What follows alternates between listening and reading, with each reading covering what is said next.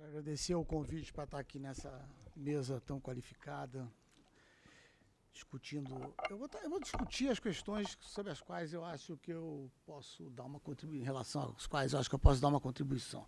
Certamente não tenho a menor competência para discutir a reforma energética e o setor de petróleo e gás no México. Eu vou tentar falar um pouco, trazer essa discussão que é bastante interessante sobre as diferenças de estratégia internacional de inserção do Brasil e do México.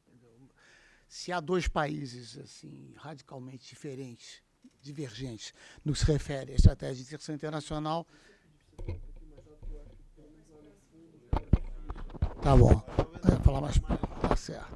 Eles são ninguém é mais diferente, dois par de países mais diferentes, talvez não só na América Latina, até no mundo, do que Brasil e México em relação à estratégia de inserção internacional.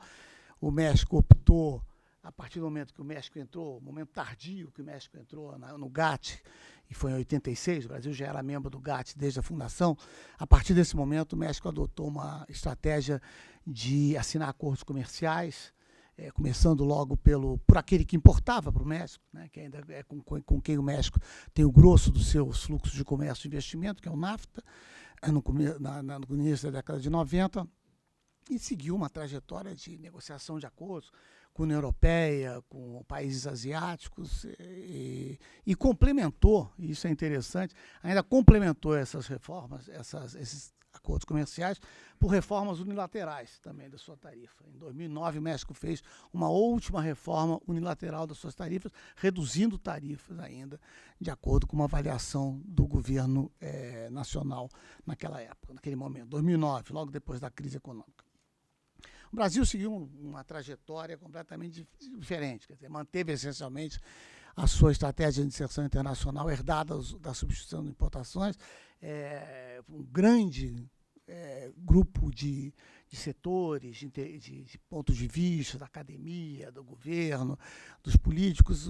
A substituição de importação ainda é o mantra do desenvolvimento. Desenvolver-se é industrializar-se se faz através de substituição de importações. Isso é um paradoxo monumental, me parece, no Brasil, porque quando a gente olha o processo de importação no Brasil, é claro que foi um processo muito exitoso, o mais exitoso da América Latina. Acontece que os seus frutos acabaram, o lado positivo da substituição de importação acabou em 1980. Nós estamos falando em 2016, passaram os 35, 36 anos, 2 gerações, e o Brasil continua acreditando na substituição de importações. Então, eu acho que isso aí é um ponto para o qual eu quero chamar a atenção e que difere radicalmente do México. Esse é o primeiro lado. Os liberais olhariam e dizeriam assim, não, o Brasil parou e o México avançou. Os que têm uma visão um pouco crítica disso tudo, vai um pouco além de uma visão superficial, dizem assim, mas escuta, mas o desempenho do México, o desempenho econômico do México, apesar disso tudo, não foi tão brilhante nos últimos 30 anos. E, de fato, não foi. Né? De fato, não foi. E aí eu vou fazer referência a um paper do Edmar Baixa e do Regis Bonelli, que eles prepararam em 2013, que examina exatamente o colapso do crescimento no México e no Brasil, a partir da década de 80, né? E tentam entender, né, como isso aconteceu, a despeito de trajetórias tão diferentes de inserção internacional como é que isso pode ter acontecido, né? E eles têm uma explicação para isso, né? A explicação para eles tem a ver exatamente com o padrão de inserção internacional dos dois países. Na visão deles, e me parece uma visão muito interessante, o México avançou muito na integração externa e pouco na integração doméstica. Na verdade, a integração externa do México acabou aumentando o gap entre os setores mais modernos e os setores mais tradicionais. Na média, a produtividade aumentou pouco, evoluiu pouco. E isso vai de encontro, vai corroborar, ou vai de alguma maneira complementar o que o Emílio falou do crescimento da produtividade, baixo crescimento, baixo dinamismo da produtividade mexicana. No caso do Brasil foi diferente. O Brasil não houve, o crescimento baixo da produtividade não decorre de um aumento de gap entre setores mais modernos e setores mais tradicionais. Ao contrário, pouco exposta à competição internacional, a economia brasileira acabou tendo uma espécie de homogeneidade, de homogeneização das taxas de produtividade por baixo. Todo mundo abaixou seus níveis de produtividade e o Brasil se viu, dessa maneira, preso numa armadilha da baixa produtividade. A armadilha da baixa produtividade, que no caso do Brasil, e é isso que me interessa, esse é o meu ponto, tem a ver com o modelo de inserção internacional do país. Reflete diretamente o fato de que o país está desconectado do comércio internacional, desconectado dos vetores mais dinâmicos do comércio internacional. Então, eu acho que esse ponto é muito importante para mim, quer dizer, isso para mim leva a uma outra conclusão, quer dizer, é importante discutir, é impossível discutir a retomada eu não diria a retomada do crescimento no sentido assim, no próximo ano, daqui a 2 anos, é impossível discutir um novo modelo de desenvolvimento no Brasil sem discutir também uma revisão profunda do modelo de inserção internacional desse país, dessa economia. Né? Nós paramos no tempo, nós continuamos pensando com a cabeça de discussão de importação, nós fazemos isso em nome de uma indústria que diminui cada vez mais, é um paradoxo. O governo mais industrialista que nós tivemos nos últimos não sei quantos anos foi o governo do PT, tudo fizeram, botaram incentivos, isenções, tudo em nome da indústria, e a indústria perde pontos do PIB a cada ano. E de uma maneira avassaladora. Outro dia, acho que foi alguém da Fiesp que falou que o nível de participação da indústria é hoje no Brasil, em relação ao PIB, 9%, 10%, equivalente ao que era em 1950. Estamos jogando fora, a coisa não é tão simples, estamos jogando fora a substituição de importação, que é o nosso mantra, estamos jogando fora a industrialização que conseguimos, vamos reverter a industrialização que conseguimos, é um paradoxo brutal, porque fazemos essas políticas industriais em nome, né, exatamente de uma indústria. Então, acho que isso a gente tem que discutir. E eu acho que o México, se o exemplo do México não pode ser tomado como tal, cada país é diferente do outro, e o próprio, de novo, enfatizo isso, o desempenho macroeconômico do México não é, como a gente diria aqui, nenhuma Brastemp, que queremos seguir esse modelo, mas eu acho que tem algumas coisas que temos que pensar aqui, e o modelo do México pode nos ajudar.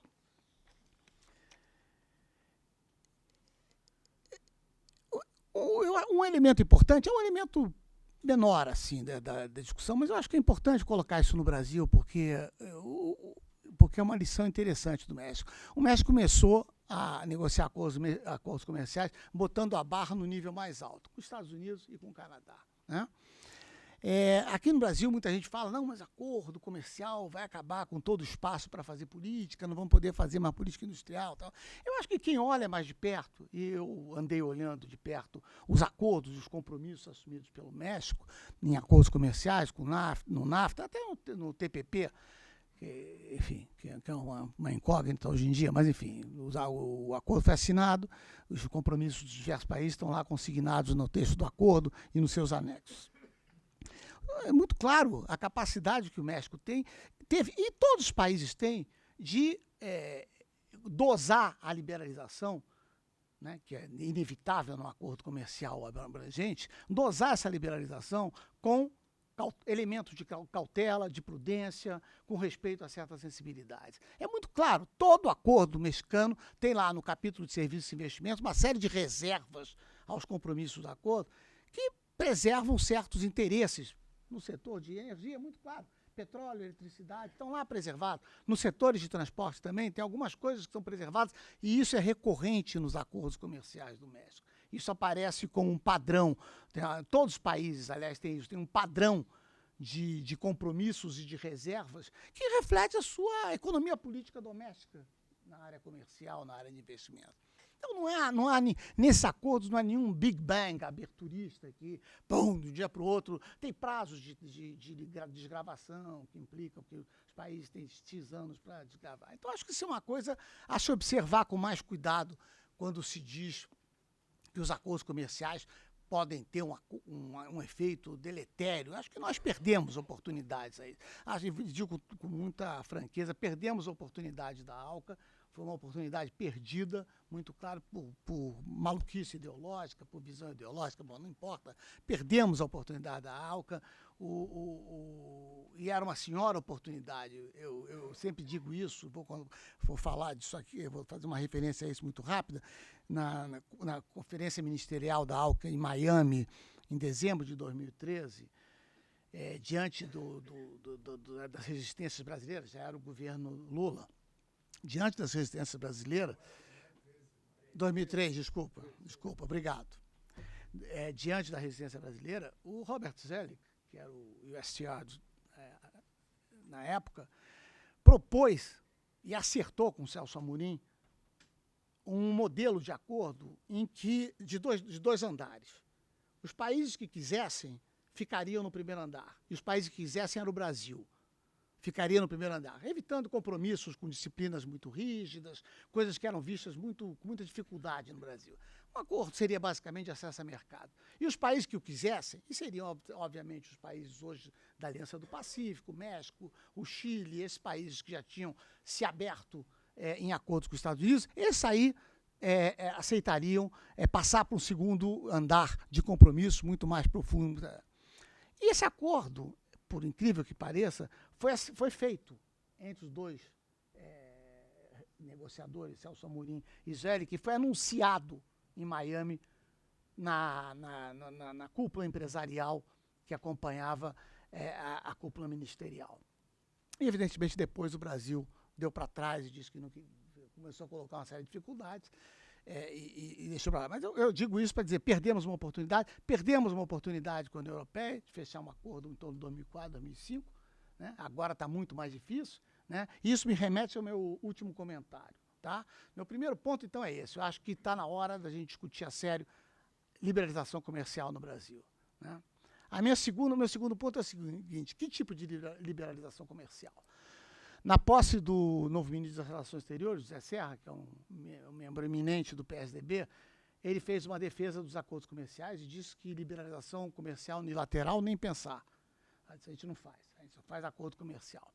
Então, acho que, pegando uns elementos que o Rafael nos deu aqui, há alguma viabilidade de acordos comerciais hoje em dia no mundo, relevantes economicamente para o Brasil? Eu acho que há uma, é o México. Acho que com o México aí a possibilidade de se fazer um acordo comercial com alguma relevância econômica para um país como o Brasil, o tamanho do Brasil. Os outros dois acordos comerciais relevantes, economicamente relevantes, seriam com a União Europeia e com os Estados Unidos. Eu acho que hoje as probabilidades de um acordo com a União Europeia, um acordo mais abrangente, que tem impacto econômico, são muito limitadas. E aí não é nem mais um problema do Brasil, aí é agora um problema da União Europeia. Eu não vejo a menor possibilidade da União Europeia fazer um acordo com o Mercosul, com o Brasil, e os Estados Unidos, muito menos. Quer dizer, acho que os Estados Unidos primeiro vai ter que desenrolar essa história do TPP, que foi um acordo que eles empurraram fortemente, conseguiram ver assinado por 12 países, de países extremamente diferentes, diversos entre eles, Vietnã, Malásia, México, Canadá, Austrália e Japão.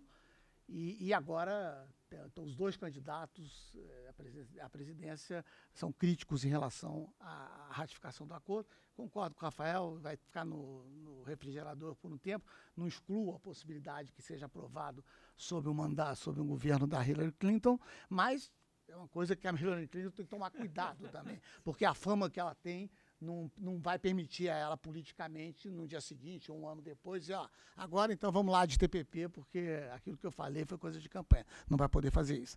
Então, eu acho que estamos nesse dilema, quer dizer, precisamos rever o modelo de inserção internacional, sem dúvida nenhuma, os acordos seriam preferíveis, né? Seriam preferíveis porque você troca coisas, mas a conjuntura internacional é muito difícil, é muito complicada para ter acordo. E aí nós nos confrontamos um pouco com o nosso espelho, quer dizer, achamos que abrir a economia é importante para recuperar a produtividade, para aumentar a competitividade da economia. Se achamos, a discussão de uma liberalização unilateral tem o seu espaço. Se não achamos que isso é um tema de política relevante, então a questão da liberalização unilateral não tem espaço.